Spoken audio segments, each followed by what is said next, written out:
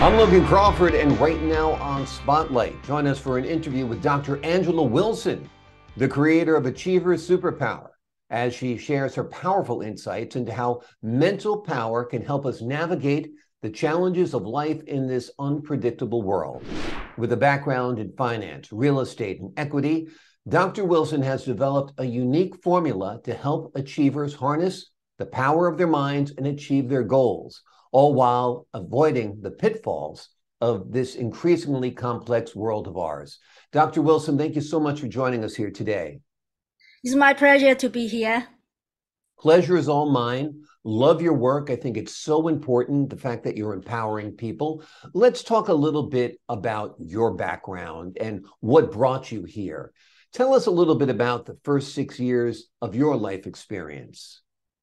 Yeah, I might have the very unique upbringing, especially the first 6 years. I was resided with doctor parents in the residential building in City Hospital. Mm-hmm. So for 20 years, but the first 6 years is completely different from most other kids. Most other kids love play the game, nurses and doctors, and I was living in that background. So basically, because nobody took care of me at home, so my doctor parents actually took me to their daily shift intern.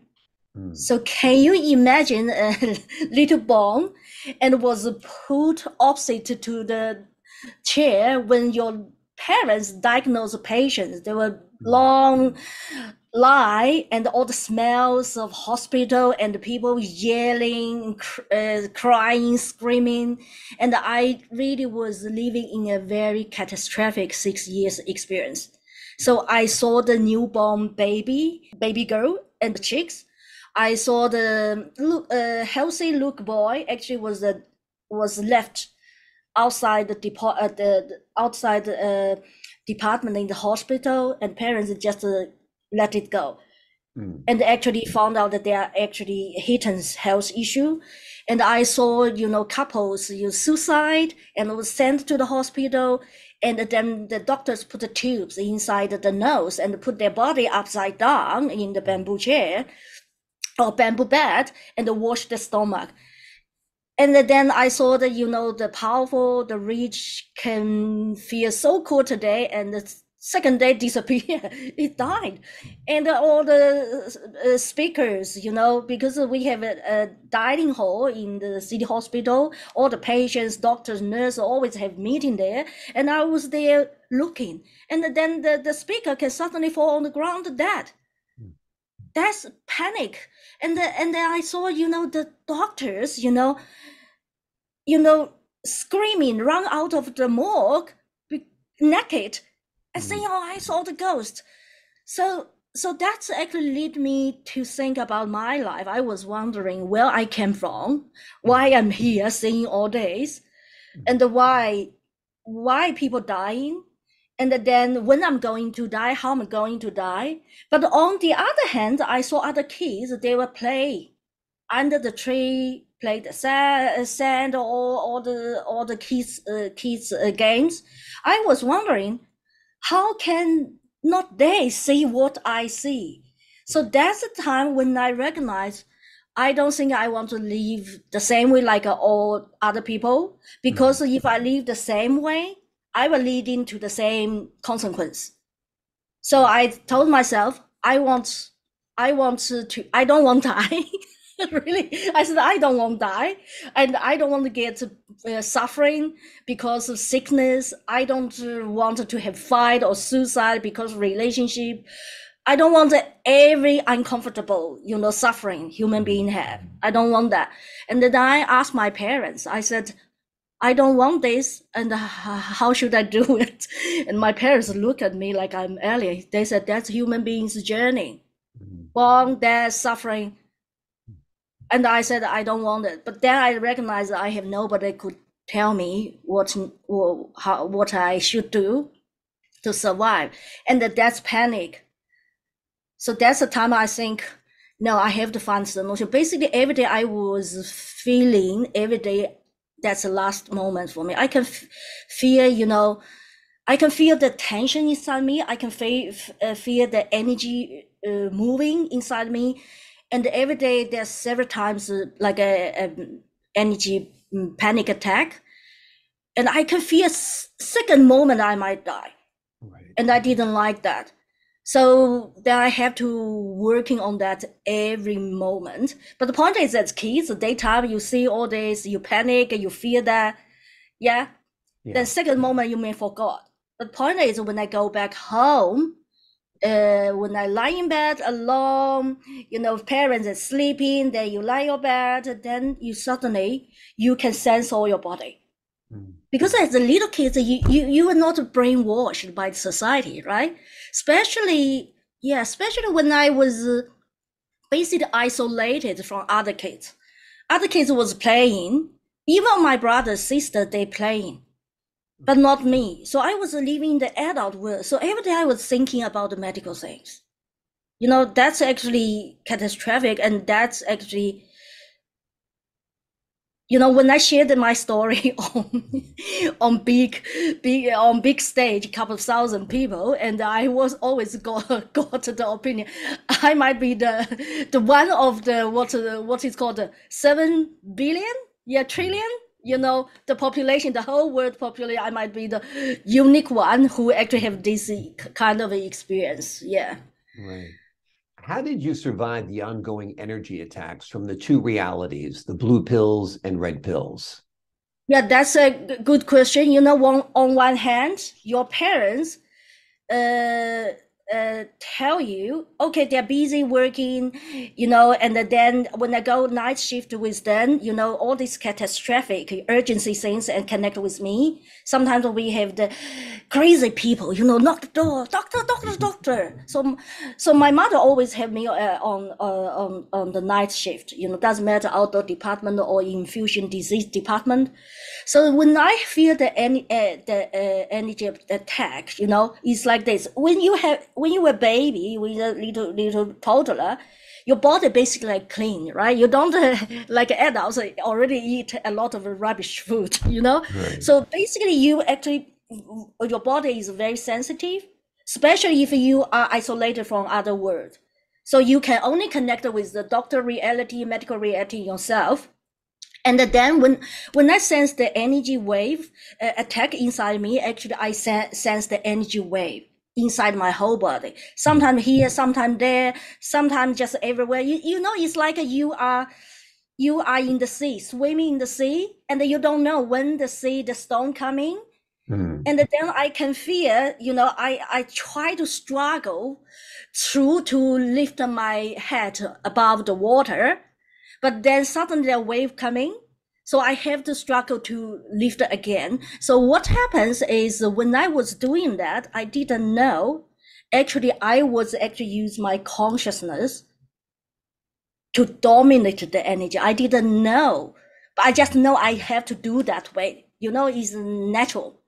But later on, I understand. Actually, I was use my conscious mind to dominate, try to take over the energy, moving inside body actually connected with our unconscious mind. We all talking about, personal development. Yeah. Most of us spend the rest of the life working on the personal development. But what I did actually, I use my consciousness, connect the energy through whole inside body, but it actually is triggered from the unconscious mind. So actually I was in the first 6 years, I was in the energy battle. Every time the energy tried to took me away, I took it back, then become natural, make it my second natural, like a way how we breathe. Yeah. So basically that's the reason I never really, basically when you make it a natural, your natural, second natural, you don't need to really spend time on meditation or this, because it's automatic, autopiloted. That's what happened to me. That's why I never really, I never caught up a, chronic health issue, physical, emotional, mental, because I was working through. It's like you fighting, try to survive in the sea. Yeah. Right. And when you try to survive, and then you finally you end up not drowned, but actually you reach to the beach, then you learn the skill. You never gone. Yeah. Absolutely, absolutely. Become second nature. Tell us how your first 6 years practice on mental muscle shaped who you became, who you are, and who you will be eventually. Yeah. We all know everyone actually live on their mission or their life or certain thinking pattern, or came back from the childhood, right? Yeah, normally what you experience childhood can influence the rest of your life. Right. So what I experience is death, uncertainty, fear, and I told myself I would never allow anything took over my power. I would never like the feeling, living the fear and the uncertainty. So every day, since then, the rest of my life, basically all the decision, how I do things, I want to make sure I'm out of the control, out of being controlled, and I'm in the control. And also make sure the direction is always, you don't want the suffering, and you don't want to really die. Yeah, that's later on when connected with the movie Blue Pill and Red Pill. Basically, in the movie, it said that take the blue pill and remain slave to the illusion. Take the red pill and become slave of reality.